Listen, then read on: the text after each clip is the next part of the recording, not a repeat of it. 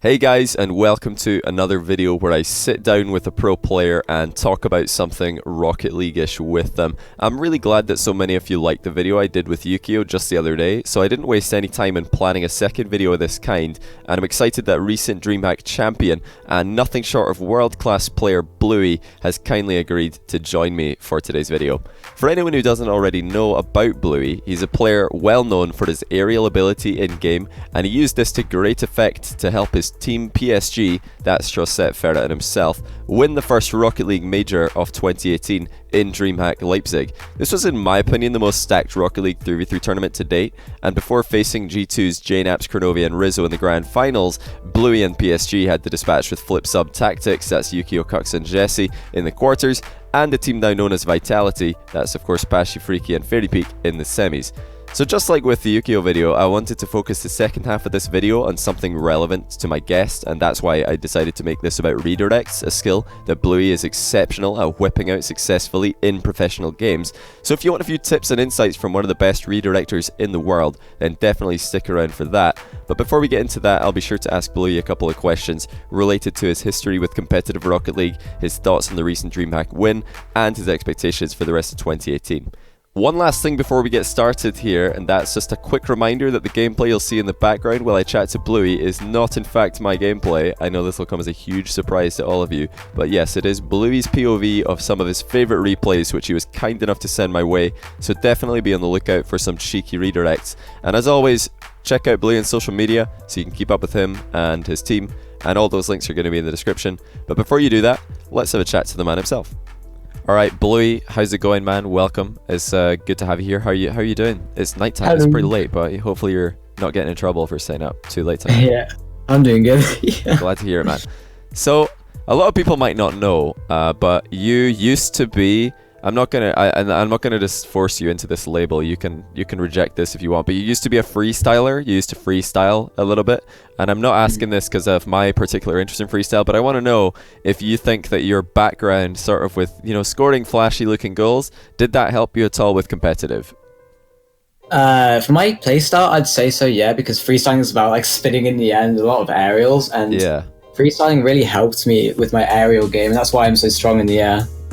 So there you have it, people. I know everybody wants me to ask this. Freestyling can help. I know it pains me to say it, but it can be helpful. But you couldn't really show off that at the start of your career because you were too young for RLCS Season 1 and 2.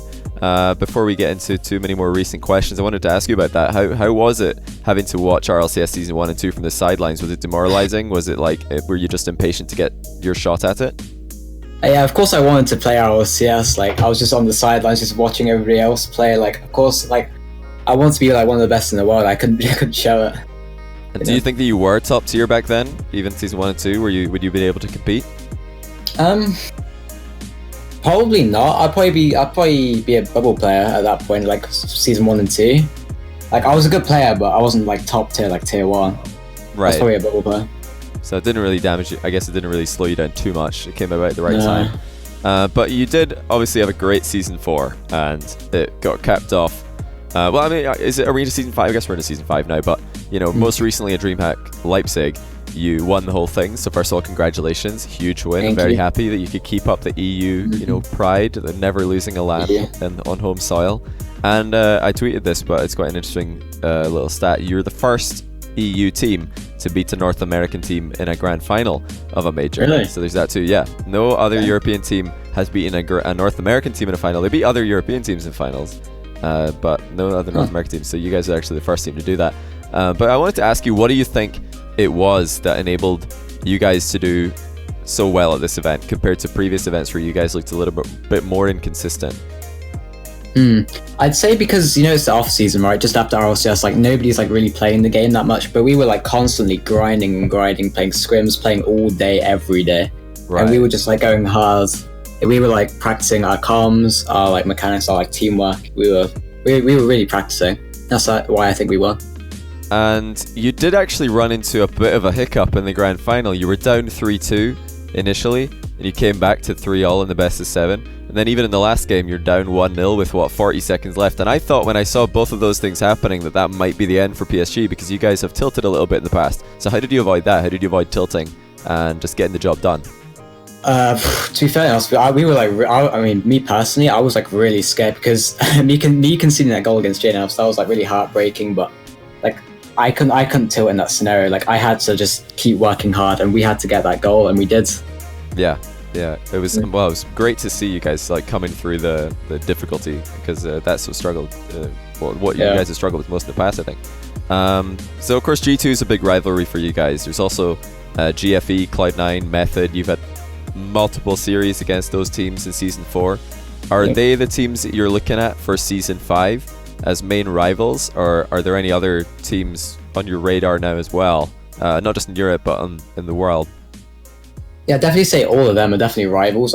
I'd say like all the top NA and E teams are rivals, especially online and online. As I say, the new Vitality team is also a rival, considering they've reverse sweeped us many times. Oh yeah. And we beat them in DreamHack as well. Yeah. We got revenge on them. Yeah, sorry to bring back those bad memories, first of all. Yeah. But have you got your eye on any player in particular? Like, who do you think are the best players right now that you really need to be on your A game to take down? Fairy Peak, 100%. Fairy Peak, the best? Fairy Peak, I'd say, yeah, in EU definitely. Fairy Peak's probably the scariest. I don't care about PSG and Freaky. Fairy Peak is like scary. Yeah, Fairy Peak definitely a very scary player. What about America? Who's the top players that you need to watch out for? Definitely the whole Cloud9 team, honestly. They're gonna be like a pop off next season, and I'm really like interested to see Justin on NRG though, with Garrett J. That's gonna be insane next season. Yeah, I definitely want to see PSG versus NRG with Justin. That'll be pretty sick. Yeah, that would be an insane matchup. But yeah, let's talk about redirects. I wanted to ask you about redirects because you're one of the best players at whipping them out in competitive. We've all seen crazy redirects in GIFs on Reddit, and we've all seen them in montages. But to be able to do it in a competitive setting with such consistency and deadliness is definitely something that I want to know more about. So first of all, let's talk about speed. Talk to me about how important speed is in the context of redirects, and I'm talking about getting to the ball as fast as possible. Well, if you're going to be slow to a redirect, you're going to get beat and you're not even going to hit the ball. So like getting up to it quick, you just got to like boost and jump at the same time, get so quick up to it. And like most of the time you won't even be looking at the goal, so you got to know like where the goal is, and you just got to hit the ball really. Just put it on target, and even if you miss, a teammate's probably going to be there to finish it off.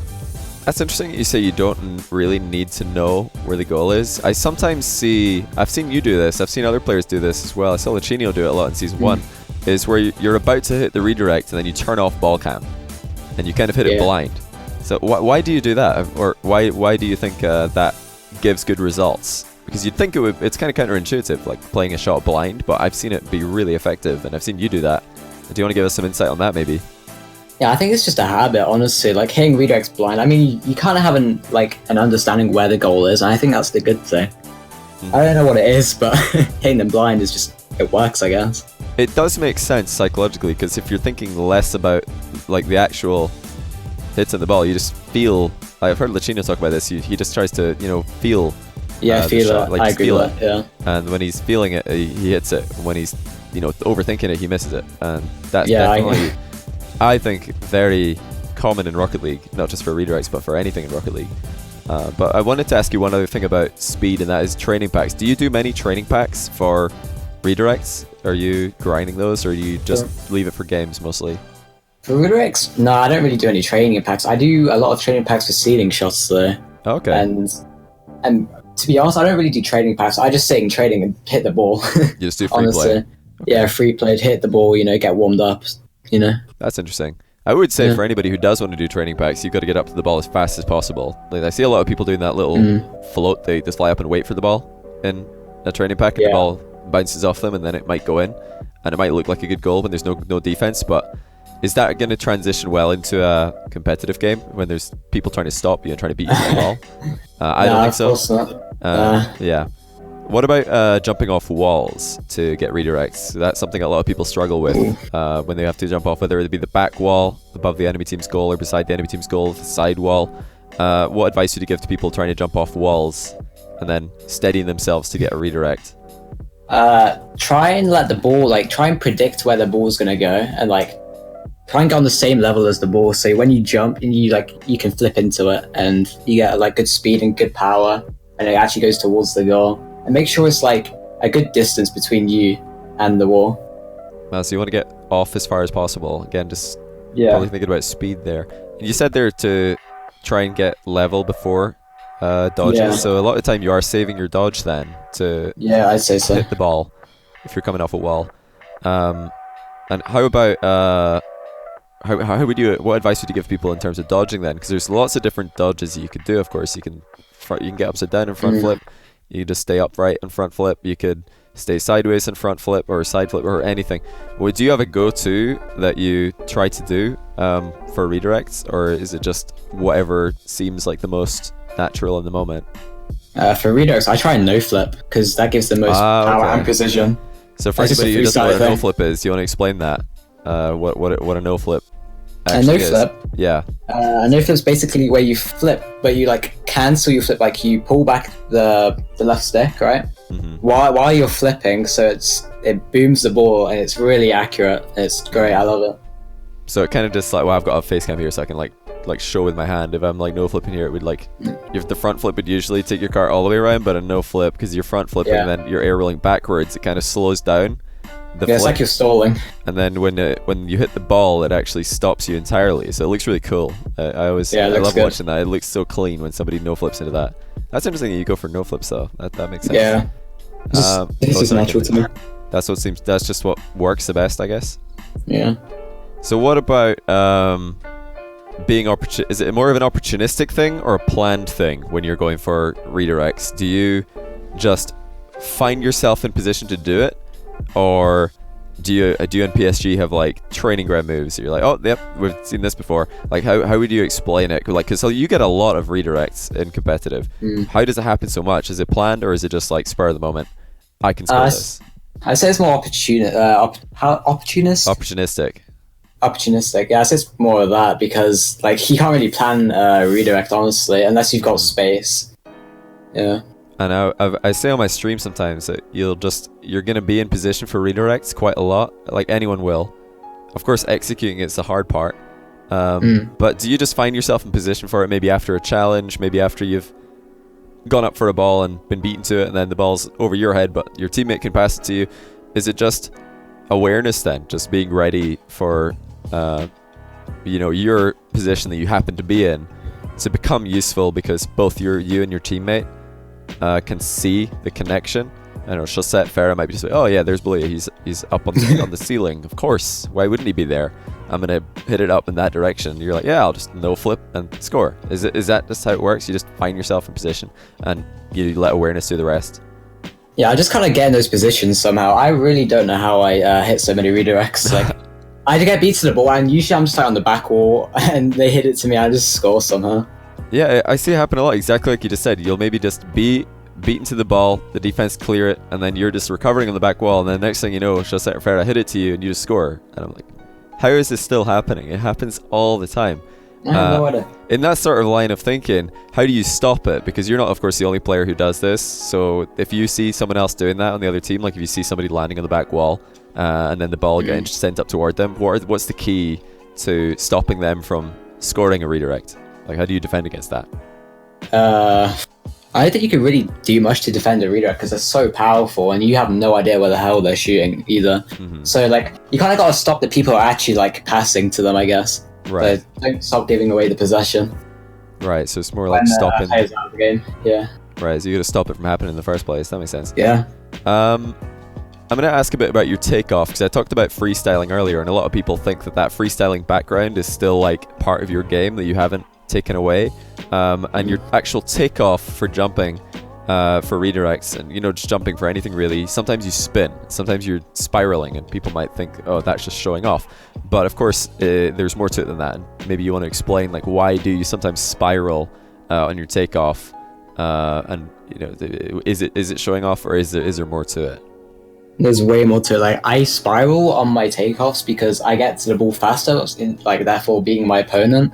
And also, I'm trying to get a better angle on the ball so I can hit the ball like just better in general. So I can maybe get a better another touch, or maybe pass to my teammate easier, or anything else really.